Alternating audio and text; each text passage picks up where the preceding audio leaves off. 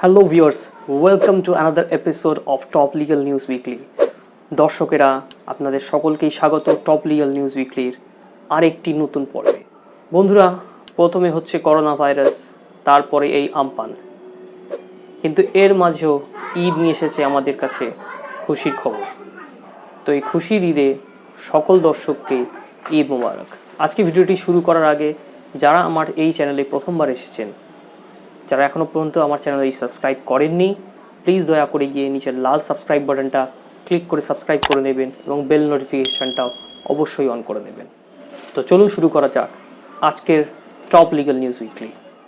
Delhi High Court has held that a tender process cannot be recalled just because of the fact that the tender was not given to the highest bidder.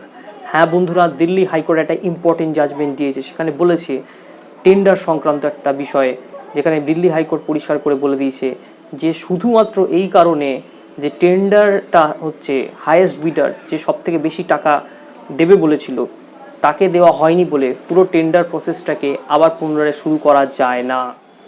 The Supreme Court has observed that displeasure of an accused about how the investigation is proceeding cannot be a ground for transfer of the investigation to CBI.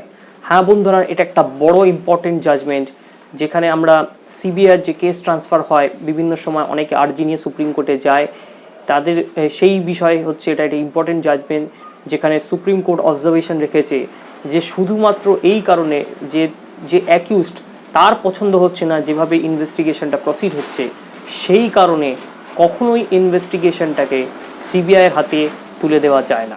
The supreme court has observed that unfair disposition and unjust exclusion of legal heirs in a will can be regarded as a suspicious circumstances.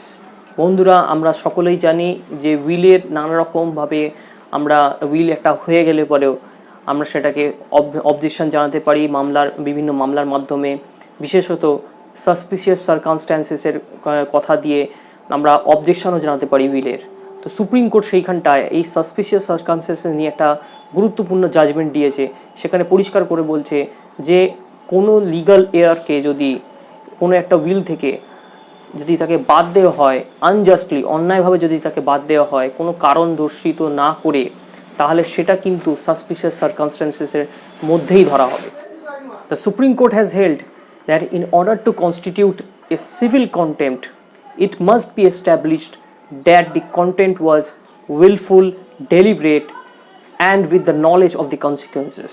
হ্যাঁ বন্ধুরা, civil contempt নিয়ে supreme court একটা দারুণ judgement দিয়েছে, যেখানে পরিষ্কার করে supreme court বুঝিয়ে বলে দিয়েছে যে সিভিল কন্টেম্প্ট নিয়ে যদি কোনো রকম মামলা করতে হয় এবং সেখানে তাহলে হচ্ছে এস্টাবলিশ করতে হবে, প্রমাণ করতে হবে যে এই কন্টেম্প্টটা উইলফুলি হয়েছিল, ডেলিবারেটলি হয়েছিল, এবং যে এই কন্টেম্পটা করেছে সে জানতো যে এই কন্টেম্প্ট করার কারণে তার কি কি কনসিকুয়েন্স হতে পারে, তার ফলে তার বিরুদ্ধে কি কি অ্যাকশন হতে পারে, তবেই হচ্ছে সিভিল কন্টেম্প্ট এস্টাবলিশড হবে।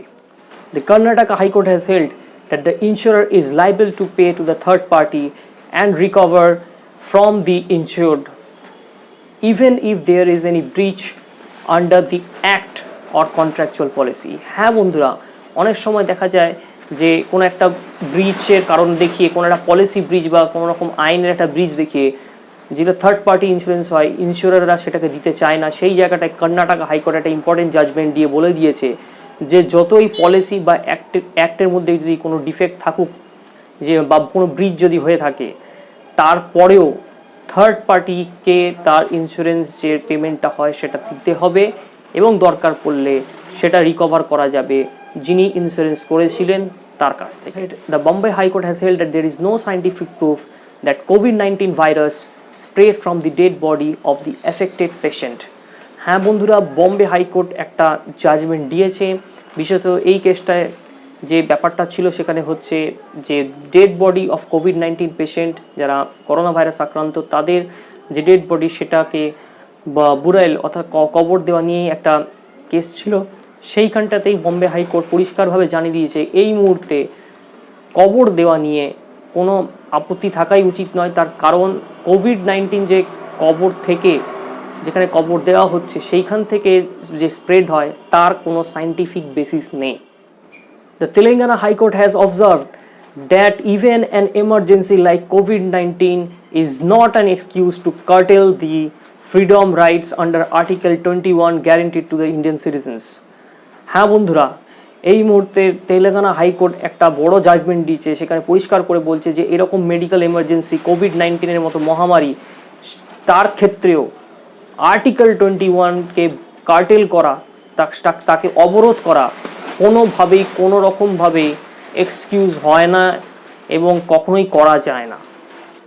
The Delhi High Court has held that doctrine of frustration under Section 56 of the Indian Contract Act is not applicable on the lease agreements.